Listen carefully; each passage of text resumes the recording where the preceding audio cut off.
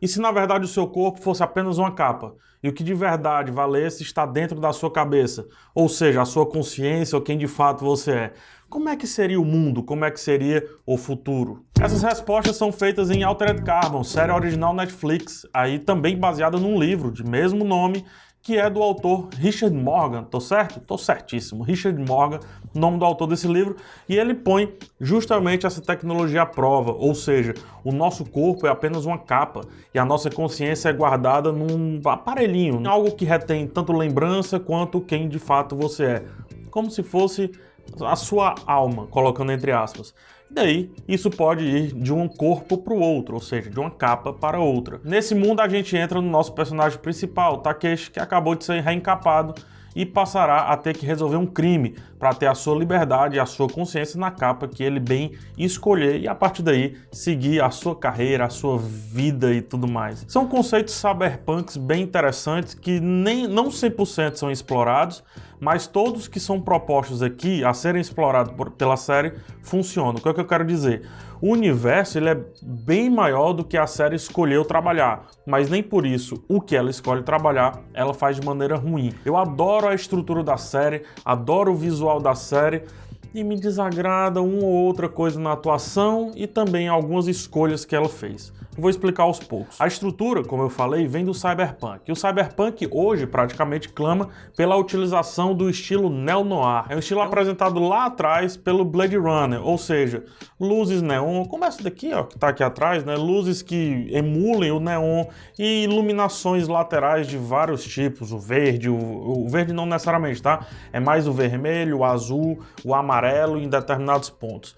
E uma escuridão, ou seja, a série tem um alto contraste para fingir, para nos transferir uma sensação de escuridão provindo das nuvens cheias de poluição. É mais ou menos isso que esse estilo prega, ou pelo menos que o Blade Runner definiu lá no final de 80. Gosto quando sobe um pouquinho esse lance das camadas das nuvens e a gente vê um outro tipo de iluminação e um outro tipo de fotografia. A fotografia da série é muito boa, é efetiva, em alguns casos é óbvio que eles estão tentando esconder o fundo para não vazar tanto fundo verde, mas isso acaba sendo um acerto. Afinal, é melhor você ter um efeito bokeh super estourado aqui com as luzes pingando fogo atrás da pessoa do que o recorte ao redor da pessoa do tal do fundo verde. Isso daí, beleza, foi bem estruturado em Blade Runner, não tem pra onde correr, mas o que me chama a atenção na série é a estrutura narrativa. Muita gente pode achar lento e de fato é daí que está o estilo noir, não necessariamente lentidão, mas cadência em te mostrar as coisas. A estrutura da série são 10 episódios e daí, a cada 3 episódios mais ou menos, ela te dá um grande ponto de virada. Um pouquinho antes ela trabalha o motivo, ou melhor, a motivação para chegar nesse ponto de virada. Mais ou menos assim, o primeiro episódio é um grande prólogo, esconde o primeiro episódio. Então, o segundo e o terceiro episódio estão preparando o que vai vir no quarto episódio. O quarto episódio é um ponto de virada. O quinto e o sexto, trabalho que foi dado de ponto de virada, e começam a entrelaçar uma nova história para que no sétimo episódio haja uma nova ruptura. A partir daí, do oitavo e do nono, eles trabalham o desfecho, trabalham o final do episódio em si. Muita série faz isso, obviamente, a tal da estrutura de 6, 7 atos aí que muita gente discute, mas na real, a Altered Carbon faz isso de uma maneira muito organizada, deixando interessante todos os segmentos que ela trabalha.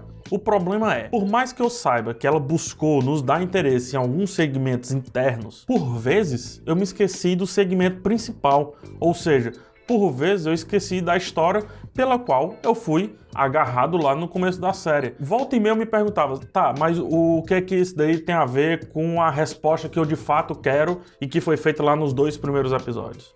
O que é que isso tem a ver? Com essa escolha, uma escolha de vários enxertos e várias histórias dentro das histórias, pode ser bom para agarrar aquele espectador mais tranquilo, aquele que pega o celular no meio da série, eu sei que você faz isso, mas pode perder espectadores como eu, que queria ficar ali observando todos os fatos que levassem para a tal da grande história.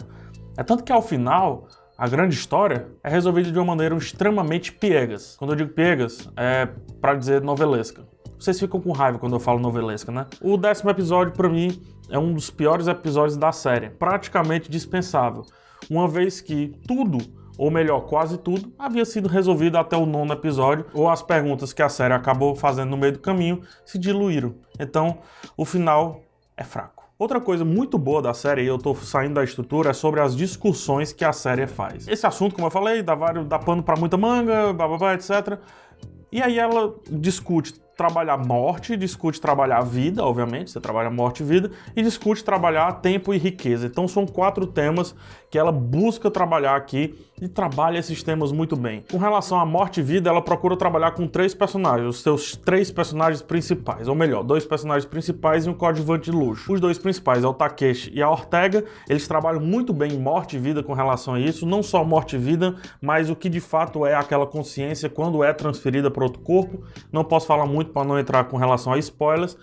E também trabalha muito bem com o meu personagem favorito, que é o Poe, ou o Edgar Allan Poe, que é um robô, que é uma inteligência artificial, meio que tem um complexo do boneco de lata, que quer ser humano, mas ele só tem a capa de um ser humano de fato. Isso é trabalhar do lado de cá. Trabalha a riqueza quando mostra lá um outro tipo de sociedade, uma sociedade baseada não só no tempo de duração, mas no poder aquisitivo de ter as melhores capas e de clonar as capas para que permaneça o mesmo corpo pairando ali dentro da... Ou melhor, aquela consciência tenha o mesmo corpo sempre. E mais na frente trabalha a questão do tempo. Se você tem a possibilidade de viver 100 anos, 200 anos, 150 anos, se você tem a possibilidade de mudar entre um corpo e outro, 2 perguntas. 1, o que é você? 2, de fato, você teme a morte? Ou melhor, você teme o tempo? A pergunta que eu faço nós temos a certeza de que vamos morrer. A certeza que vamos morrer nos dá medo, mas também nos dá ação. Quando você perde essa certeza de que vamos morrer, o que você passa a ganhar? Você passa a ganhar desprezo ou você passa a ganhar uma alucinação constante da vida? E por fim, o corpo, né? Eu reclamo muito, às vezes, de nudez, de sexo, essas coisas. Não é porque eu sou puritano, não. É porque às vezes desvia o foco do assunto principal, só para mostrar peitinho e bundinha. Aqui, peitinho e bundinha faz sentido, porque afinal estamos falando de uma série que debate, volta e meia, a utilidade do corpo. Então, nudez é tão útil quanto é útil lá em Westworld, por exemplo, que tem algumas discussões parecidas aqui nessa série. Acredito, inclusive, que essas 2 séries se complementem. Se complementa mais ainda com o próprio Blade Runner e se complementa com a série que está na Amazon chamada Electric Dreams. Então, vá lá, busque todo esse escopo, entenda e venha discutir aqui nos comentários. Espero que vocês tenham gostado do vídeo. Se gostou, joinha. Se não, dislike. Até o próximo e tchau.